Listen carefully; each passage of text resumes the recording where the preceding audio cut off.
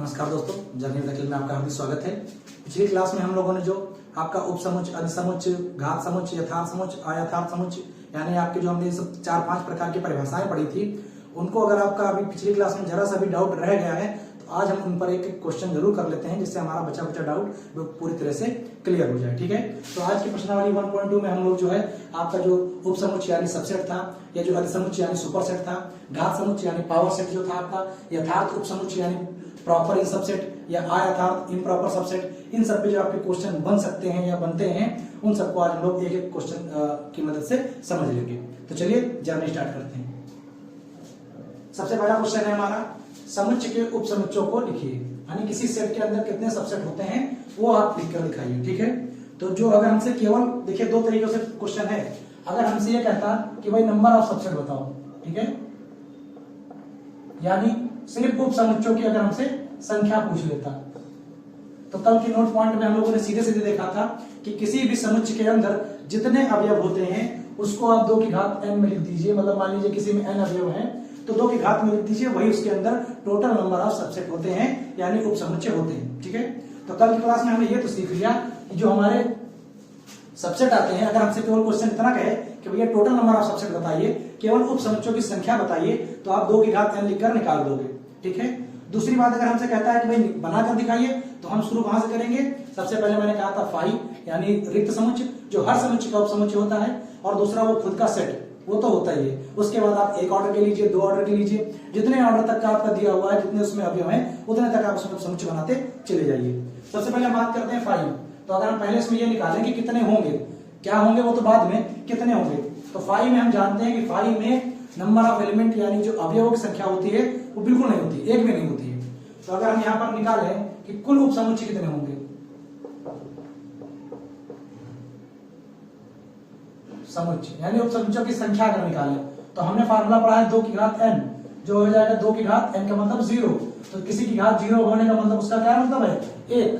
तो फाई में अगर हम निकालने जाएंगे तो हमारा केवल एक उपसमुच्चय ही बनेगा, और वो खुद ही क्या होगा, वो फाई होगा। ठीक है, इसके अंदर उपसमुच्चय अगर हम बनाने जाएंगे तो वो खुद ही खुद फाई होगा। ठीक है, या फाई को हम लोग केवल कर्ली ब्रैकेट से भी लिख देते हैं, अंदर एक भी आपको अवयव नहीं लिखना है, क्योंकि अगर आपने एक भी अवयव लिख दिया तो वो आपका रिक्त समुच्चय न बनकर क्या बन जाएगा, एकल समुच्चय बन जाएगा, सिंगल सेट बन जाएगा। दूसरी बात करते हैं, इसके अंदर अगर हम n की बात करें तो अवयव कितने हैं, 2, तो 2 अवयव है। तो जो हमारा कुल उपसमुच्चय का जो फार्मूला था वो था 2 की घात n यानी 2 की घात 2 यानी कितने, 4।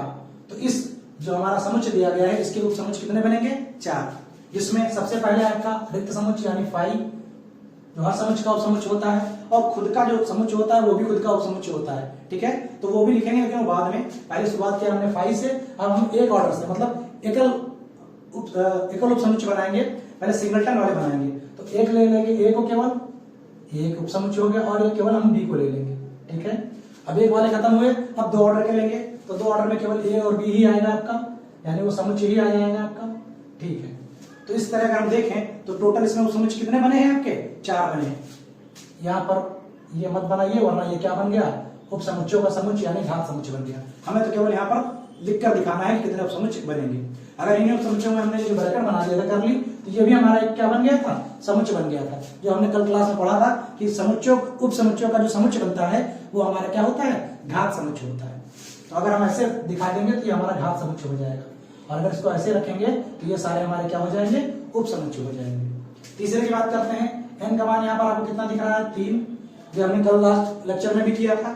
n का मान 3 है, तो पहले हम ये देखिए कितने उपसमुच्चय बनेंगे। तो यहाँ पर 2 की घात n करेंगे, मतलब 2 की घात 3 करेंगे तो कितने बनेंगे, 8 बनेंगे। शुरू करते हैं, फाई बनेगा ही बनेगा, फिर एकल वाले 1 बनेगा, 2, 3, फिर 2 के ऑर्डर के बनाएंगे, तो यहाँ पर 1 और 2 बनेगा, 2 और 3 बनेगा, और 3 और 1 बनेगा। फिर 3 वाले बनाएंगे तो खुद का समुच्चय ही बन जाएगा, 1, 2, 3। ठीक है, तो गिन लीजिए टोटल कितने बनेंगे, 8 उपसमुच्चय बनेंगे। सबसेट जो इसके होंगे वो 8 होंगे। अगले की बात करते हैं, तो देखिए ये अंदर एक समुच्चय उपसमुच्चय है, और उसके बाद फिर हमने एक समुच्चय का सिंबल बना दिया है, मतलब ये जो है इसका एक अवयव है। ठीक है, ये रिक्त समुच्चय नहीं है, क्योंकि इस समुच्चय के अंदर एक अवयव हमारा पहले से है। तो यहाँ पर n की हम बात करें तो n का मान कितना है हमारा, 1 है। तो n का मान 1 है, तो इसमें अगर उपसमुच्चय बनाने जाएंगे तो 2 की घात क्या हो जाएगा 1, यानी 2 बनेंगे। तो 2 कौन कौन से बनेंगे? पहला जो फाई जो हर उपसमुच्चय का उपसमुच्चय होता है, और दूसरा खुद का ये अवयव, क्योंकि ये सिंगलटन है, ठीक है, क्योंकि एकल समुच्चय है तो केवल एक ही ये बनेगा, ठीक है, तो इसमें 2 ही बनेंगे। तो इस तरह भी किसी भी हम लोग समुच्चय के अंदर उपसमुच्चयों की संख्याओं को निकाल सकते हैं, ठीक है। 4 ऑप्शन आ सकता है, कह सकता है कि भाई इसमें इतने उपसमुच्चय होंगे, तो आपको देखकर टिक कर देना है। तो यहां से आपका उपसमुच्चय यानी सबसेट का डाउट क्लियर हो गया होगा। आगे आते हैं अगले क्वेश्चन पे। यहां से कुछ सिंबल्स होंगे जो आपके क्लियर हो जाएंगे। जैसे क्या दिया है, निम्नलिखित में से कौन सा कथन सत्य है, ठीक है। फाई को जहां पर आप देखो अगर उसके अंदर कोई ब्रैकेट नहीं है तो आप समझ जाइएगा ये केवल एक प्रतीक है, ये केवल एक सिंबल है। और किसका सिंबल है? ये रिक्त समुच्चय का। अगर इसी फाई को हम ब्रैकेट के अंदर दिखा दें, मतलब कर्ली ब्रैकेट में, तब वो हमारा एकल समुच्चय बन जाता है, क्योंकि एकल समुच्चय में एक सबसेट एक अवयव होता है। तो यहाँ कह रहा है कि क्या फाई के अंदर ये जो बना हुआ है ये सबसेट का ही तो सिंबल है, कल हम लोगों ने पढ़ा था, ठीक है, उपसमुच्चय का। तो क्या फाई का सबसेट होगा? यानी कोई समुच्चय खुद का उपसमुच्चय होता है? बिल्कुल होता है। प्रत्येक समुच्चय खुद का उपसमुच्चय जरूर होता है। भाई उपसमुच्चय का मतलब क्या है कि जितने अवयव मेरे अंदर है वो मेरे से जो छोटा है उसके अंदर भी हूं, तो भाई खुद के बराबर तो हर चीज होती है। यहाँ बराबर लगने का मतलब क्या है? इसने ऐसा तो नहीं कहा है कि भाई यथार्थ है कि अयथार्थ है, प्रॉपर या इम्प्रॉपर तो इसने पूछा नहीं। ये 2 ब्रैकेट का अलग अलग मीन मैंने कल लेक्चर में बताया था, उसको आप ध्यान से अगर देखे होंगे तो आपको क्लियर होगा। लेकिन जब कुछ नहीं बोला है तो इसने हमसे ये नहीं कहा कि भाई यथार्थ बताइए अथार्थ, इसने सिर्फ हमसे ये कहा क्या फाई के अंदर होगा? तो बिल्कुल होगा, ठीक है। प्रत्येक समुच्चय खुद का क्या होता है? उपसमुच्चय होता है। तो ये सिंबल किस चीज का है? भाई सबसेट का सिंबल है, यानी उपसमुच्चय का है। दूसरी बात करते हैं, क्या 0 फाई को ये बिलोंग्स टू है, ठीक है। बिलोंग्स का मतलब के साथ, तो क्या 0 फाई में होगा, बिलोंग करेगा? बिल्कुल नहीं भाई। फाई का मतलब रिक्त समुच्चय होता है, लेकिन इसका मतलब 0 नहीं होता। देखिए 0 और फाई ये दोनों बिल्कुल अलग अलग बात है। फाई एक प्रतीक है जो हमने लिया है कुछ नहीं के लिए। क्या मैंने कहा? फाई सिर्फ एक प्रतीक है जिसका मतलब है कुछ नहीं। और 0 हमारा क्या है भाई? 0 तो हमारी पूर्ण संख्या है, ठीक है। तो अब आगे बात करते हैं, क्या 0 फाई के अंदर होगा? बिल्कुल नहीं होगा, ठीक है। आगे बात करते हैं, होल नंबर है। क्या फाई जो है वो 0 और उसके बाद फिर कर्ली ब्रैकेट बना दिया, मतलब ये हमारा एक एकल समुच्चय है, एकल समुच्चय। तो क्या फाई हमारा एकल समुच्चय के बराबर होगा? बिल्कुल गलत बात है भाई, क्योंकि फाई को तो हमने क्या देखा है कि ये हमारा क्या होता है? रिक्त समुच्चय होता है। तो ये बात भी गलत है। तो ये भी असत्य है, ये भी असत्य है। पहला असत्य है। पहला सत्य इसलिए है क्योंकि हर सेट खुद का सबसेट होता है। लास्ट वाले पे बात करते हैं, क्या फाई जो है और फिर हमने क्या बनाया है? ये भी एक हमारा एकल समुच्चय ही बनाया है। फिर वही बात हो गई, इसके अंदर आप कोई भी अवयव रखो, कभी भी एकल समुच्चय रिक्त समुच्चय के बराबर नहीं होता, क्योंकि फाई का मतलब तो हमने पास पढ़ रखा है कि इसका मतलब होता है रिक्त समुच्चय, ठीक है। तो इस क्वेश्चन की मदद से आपको कुछ डाउट क्लियर होंगे, खासकर जो आपका फाई का है, ठीक है। इस तरह के क्वेश्चन बहुत ज्यादा आपको डाउट बनाएंगे कि फाई कभी कंटेन करता है या फाई कभी बिलोंग करता है, इस तरह करते हुए। तो आपको बस इतना ध्यान रखना है कि फाई का मतलब है रिक्त समुच्चय, यानी चाहे फाई लिखिए और चाहे आप खाली ब्रैकेट बना के रख दीजिए। चलिए अगला क्वेश्चन देखते हैं। इस क्वेश्चन की मदद से आपको क्या कहा है, निम्नलिखित में से कौन सा कथन असत्य है, मतलब कौन सा गलत है। तो इस क्वेश्चन की मदद से आप सिंबलों को भी समझ जाएंगे, जैसे बिलोंग्स का या सबसेट का या नॉट सबसेट का, ठीक है, नॉट बिलोंग का, इन सब चीजों से भी आप परिचित हो जाएंगे। अगर आपको इसमें कोई दिक्कत है तो आज क्लियर हो जाएगा। सबसे पहला क्वेश्चन, सबसे पहला देखते हैं ऑप्शन। कह रहा है यदि x a को बिलोंग करे, बिलोंग का मतलब क्या होता है भाई? x a के अंदर है, ठीक है। जैसे कहते हैं कि हम इस शहर से बिलोंग करते हैं तो हम वहां रहते हैं ना, तो अगर x a को बिलोंग कर रहा है, इसके प्रतीक का मतलब है कि x a समुच्चय के अंदर है, ठीक है। और a जो है वो सबसेट है b का, सबसेट यानी उपसमुच्चय। तो उपसमुच्चय के बारे में मैंने क्या कहा था कि a का जितना भी अवयव है b में जरूर होना चाहिए। भाई इस कंडीशन से हमने केवल इतना जाना कि a जो है, x जो है वो a के अंदर रहता है, a के घर में रहता है।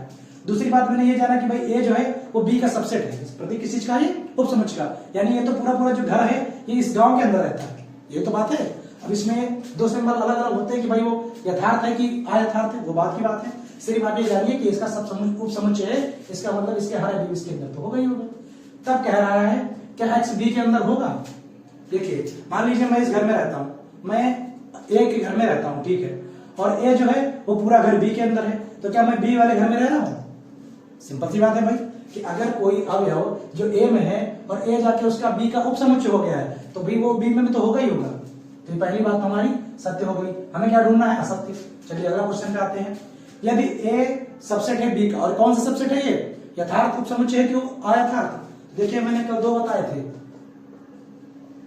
इसके दो मतलब निकल रहे हैं। एक तो निकल रहा है ए सबसेट है बी का, ये भी इसका मतलब है, और ये भी सबसेट है बी का, दोनों का यही मतलब है। लेकिन एक का मतलब है यथार्थ और एक का मतलब है अयथार्थ। ठीक है, इसको हम लोग कहते हैं यथार्थ और इसको हम लोग क्या कहते हैं? अयथार्थ। यानी एक को हम लोग कहते हैं प्रॉपर और एक को हम लोग क्या बोलते थे? इम्प्रॉपर। तो प्रॉपर क्या होता था कि भाई ए का सब अवयव बी में हो, लेकिन बी में कोई एक ऐसा हो जो ए में ना हो, और यहां पर दोनों बराबर की बात होती थी। तो इसने कहा कि ए बी का क्या है? यथार्थ उपसमुच्चय है, यानी प्रॉपर सबसेट है। मतलब ए के हर लोग बी में होंगे और बी में एक लोग ज्यादा भी होंगे। आगे बात करते हैं, बी जो है वो सी का क्या है? सबसेट है, यथार्थ वाला उपसमुच्चय है, यानी बी में जितने अवयव होंगे वो सी में तो होंगे ही, बट सी में एक ज्यादा भी होगा। ठीक है, तो क्या है रहा? क्या ए जो है वो सी का सबसेट होगा, यानी क्या यथार्थ उपसमुच्चय होगा? तो भाई अगर ए में 10 है तो बी में पक्का 11 होंगे, वो 10 तो होंगे ही होंगे, और एक और होगा। बी में अगर 11 है तो सी में 11 से ज्यादा ही होंगे, खासकर बी के तो होंगे 11, एक और ज्यादा होंगे। तो ए वाला तो बी में है और बी तो सी के अंदर है, तो ए तो सी के अंदर होगा ही होगा। तो ये वाला भी हमारा बिल्कुल सही है। ठीक है, अगला देखते हैं। कह रहा है एक्स ए को बिलोंग कर रहा है। ठीक है भाई, मतलब एक्स जो है वो ए समुच्चय के अंदर है, और जो ए है वो सबसेट नहीं है। ये जो कट लगा दिया इसका मतलब ये उपसमुच्चय नहीं है।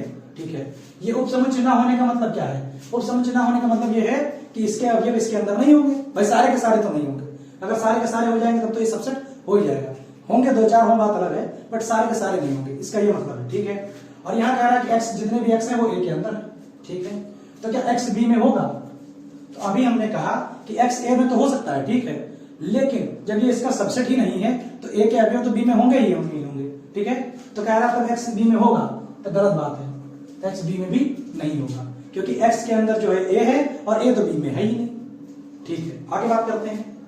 यदि एक्स ए का सबसेट है, मतलब ए के जो अवयव है वो बी में है। ठीक है, ठीक है, आगे देखते हैं क्या कह रहा है। यदि ए जो है बी का सबसेट है, यानी ए के जो अवयव हैं वो बी में है। ठीक है, उपसमुच्चय है, और एक्स जो है वो बी को बिलोंग नहीं कर रहा है।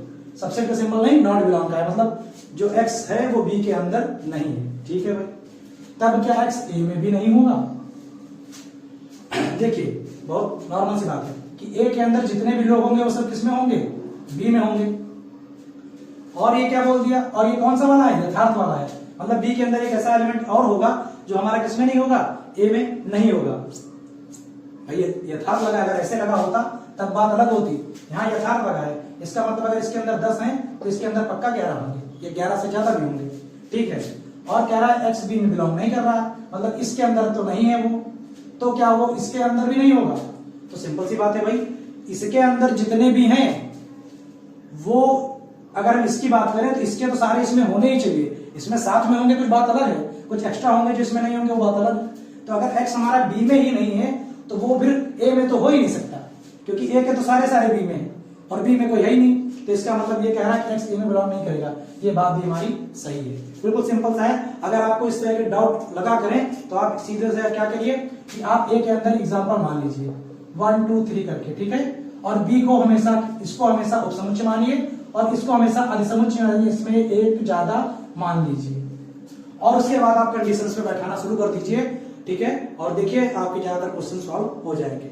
फिलहाल ये एग्जांपल समझने के लिए तो है, बट अगर आपको डेफिनेशन क्लियर है तो आप परिभाषाओं को भी समझकर इन सवालों के जवाब दे सकते हैं। ठीक है, तो बहुत इंपॉर्टेंट ये था क्वेश्चन आपका। डायरेक्ट इस तरह के क्वेश्चन आपके टीजीटी पीजीटी में कई बार पूछे गए हैं। तो आज की क्लास में इतना ही रखेंगे। चलिए, धन्यवाद।